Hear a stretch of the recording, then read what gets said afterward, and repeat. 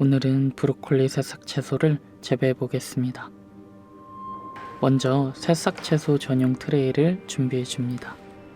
아래에 구멍이 없는 트레이를 놓고 그 위로 구멍이 나 있는 트레이를 얹습니다.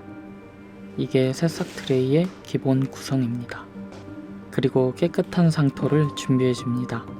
일반적으로는 분갈이에 쓰이는 원예 상토를 사용하시면 됩니다. 저는 제가 좋아하는 피트모스와 펄라이트 두 가지만 함유된 상토를 준비했습니다. 3리터의 상토를 트레이에 부어줍니다. 트레이가 좁고 얕아서 한 번에 흙을 다 붓다가 흘리면 치우기가 매우 곤란해집니다.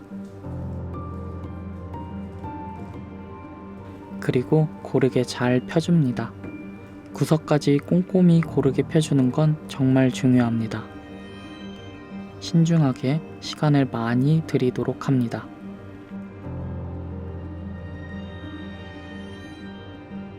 마지막에는 트레이를 올려놓고 살짝 눌러줍니다. 살짝 터치해준다는 느낌으로 눌러줍니다. 절대 흙을 단단하게 다져주면 안됩니다.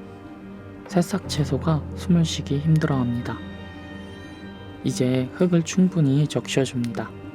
브로콜리 씨앗들이 내가 갯벌에 안착했나 싶을 정도면 딱 좋습니다. 너무 많이 했다. 물론 지금은 물을 너무 많이 뿌렸습니다. 이렇게 한강을 만들면 안됩니다. 저는 촬영 중이라 떨려서 그랬습니다. 여러분들은 너무 질퍽한데 싶을 정도까지만 뿌려주세요. 이 정도면 비트코인 떡락 후에 이 트레이로 뛰어들어도 될 것 같습니다. 그러면 이제 브로콜리 씨앗을 준비합니다. 30g 내외가 필요하기 때문에 정밀한 저울이 필수입니다. 소독되지 않은 새싹 채소 전용 씨앗을 2g 정도의 오차 내로 준비해 줍니다. 그리고 준비한 브로콜리 씨앗 약 30g을 골고루 뿌려줘야 하는데 저는 손재주가 없는 편이라서 미리 후추통에 넣고 뿌릴 예정입니다. 씨앗을 트레이에 전체적으로 골고루 뿌려줍니다. 흙이 평평하지 않다면 움푹 패인 곳으로 씨앗들이 모여들게 됩니다. 거꾸로 볼록 솟은 곳은 씨앗들이 안착하지 못하겠죠. 그래서 평탄화가 중요한 과정이었던 것입니다. 이제 스프레이로 한강물을 한 번 더 확인 사살 해줍니다. 사실 이미 한강물이라서 스프레이를 하지 않아야 했는데 영상을 찍어야 해서 브로콜리 씨앗들을 익사시킬 수밖에 없었습니다. 이때 곰팡이가 걱정된다면 저처럼 희석된 과산화수소를 뿌려주셔도 됩니다. 과산화수소는 유기농법에도 쓰이는 안전한 녀석입니다. 이제 이 씨앗들을 트레이로 다시 한번 덮어줍니다. 그리고 위에 벽돌을 올려서 트레이가 씨앗들을 압박할 수 있도록 해줍니다. 집에 벽돌이 없으시다면 책을 올려두는 것도 괜찮습니다. 7kg 정도의 무게에도 큰 무리가 없습니다. 이게 무슨 짓이냐 싶겠지만 씨 발화를 위해 굉장히 중요한 과정입니다. 앞으로 3일 동안 우리는 이 아이들을 방치할 겁니다. 2일차가 되면 서서히 자연의 신비로움을 직접 목격하실 수 있습니다.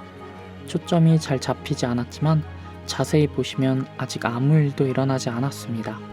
그러나 3일차 아침 뭔가 심상치 않은 일이 생겼습니다. 위에서 벽돌이 짓누르는데도 브로콜리들이 발화한 것입니다. 심지어 이 아이들은 서로 합심하여 트레이를 위로 들어올리고 있습니다. 이제 씨 발화가 완료되었습니다. 정말 예쁘고 고르게 잘 자랐습니다. 여기에 솜털처럼 나 있는 건 곰팡이 같아 보이지만 뿌리에 털입니다. 곰팡이가 생겨도 저렇게 보이기 때문에 처음에는 구분이 어렵지만 재배 초기에는 사실 상관없으니까 구분을 못해도 상관없습니다. 3일 동안 굶었으니 불을 한번 뿌려줍니다. 그리고 쿨하게 뚜껑을 다시 덮어줍니다. 싹이 튼 브로콜리가 아직 흙 속에 있다고 착각하게 하기 위함입니다. 그래서 햇빛이 찾아서 위로 더 빠르고 강하게 자라도록 유도할 것입니다. 흔히 말하는 웃자라는 걸 의도한 것입니다. 새싹 채소는 이 기간을 통해 오히려 식감이 좋아집니다. 다음 날이 되었습니다. 어제보다 훨씬 많이 자라난 모습이 보이시나요? 물을 뿌려주고 하루만 더 암막 기간을 갖도록 하겠습니다. 다음날 확인해보면 금방 또 쑥쑥 자란 걸 확인하실 수 있습니다.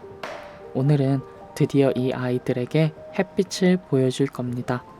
광합성을 시작하면 아이들이 푸르게 물들기 시작할 겁니다.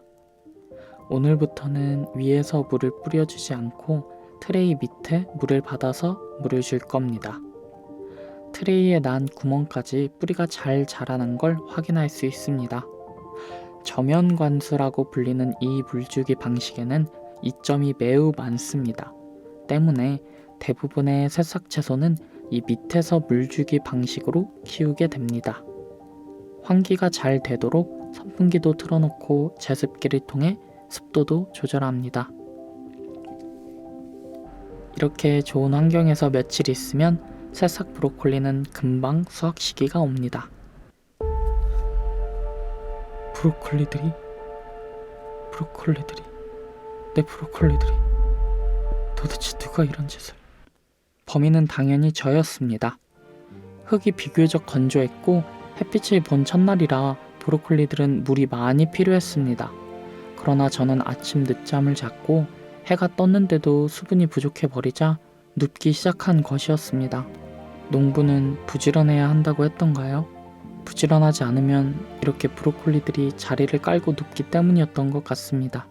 이렇게 한번 누운 브로콜리들은 다른 작물에 비해서는 회생 확률이 높은 편입니다. 전부는 아니지만 최대한 살려보겠습니다. 물을 충분히 주고 하루 14시간 동안 빛을 보게 해주었습니다. 아이들이 소생하는 게 보이시나요? 아예 말라 비틀어져 죽은 아이들은 그대로 죽었지만 잠시 눕는 정도의 피해를 받은 아이들은 물을 주니 다시 일어섰습니다. 일어선 아이들은 이제 다시 정상적으로 성장할 수 있게 됩니다. 그래서 열흘간 키운 브로콜리는 잘 자랐을까요?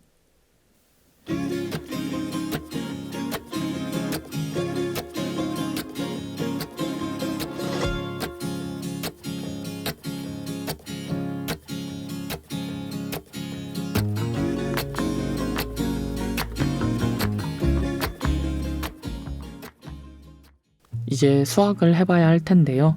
준비물은 깨끗한 손과 깨끗하게 씻은 주방칼이 끝입니다.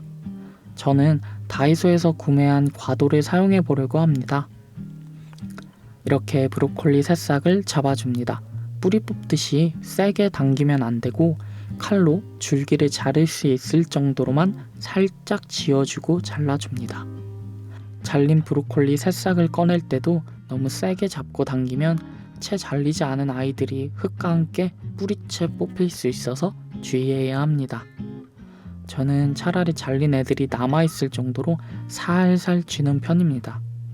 줄기를 너무 바짝 잘라도 흙이 딸려오기 때문에 적당히 상토에서 거리를 두고 잘라냅니다. 물론 먹기 전에 물로 깨끗이 씻겠지만 그래도 저는 로스가 많이 나더라도 깨끗한 브로콜리만 수확하는 걸 선호합니다. 아마 다른 농부분들이 보시면 제가 다 버리고 있다고 생각하실 거예요. 다 자른 것 같죠? 제가 가장 좋아하는 새싹 브로콜리 활용법은 샐러드에 추가해서 먹는 것입니다. 브로콜리를 싫어하는데 새싹 브로콜리는 일반적인 초록잎 채소 맛밖에 나지 않아서 좋습니다. 브로콜리에는 강력한 항산화 효과를 가진 설포라판이라는 물질이 다량 함유되어 있는데요. 이 물질은 브로콜리를 거의 만병통치약 수준의 슈퍼푸드로 만들어줍니다. 하지만 안 먹으면 소용없겠죠? 다행히 새싹 브로콜리에는 오히려 설포라판 성분이 10배 이상 들어있어서 오히려 더 이득입니다. 재밌게 보셨다면 구독과 좋아요, 알림 설정까지 부탁드려 보겠습니다. 다음에도 재밌는 영상으로 찾아뵙겠습니다. 끝까지 시청해 주셔서 감사합니다.